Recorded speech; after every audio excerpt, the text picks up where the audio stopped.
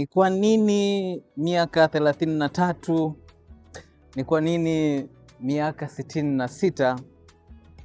Lakini ni kwa nini miaka 99? Hii ni miaka ambayo inaainishwa wazi kabisa kwenye hati miliki. Sasa kwa nini hiyo miaka?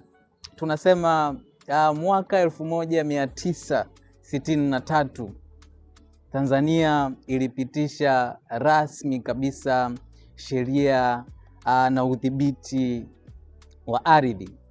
Kama tunavyofahamu, ardhi yote Tanzania ni mali ya umma chini ya Mheshimiwa Rais kama mdhamini na msimamizi mkuu. Sasa kwa nini iliweka hii miaka? Kwa sababu kabla, kwenye kipindi cha ukoloni, kulikuwa kuna umiliki ambao tunasema umiliki wa milele, freehold, lakini mwaka 1963 ikaja kwenye mfumo wa leasehold.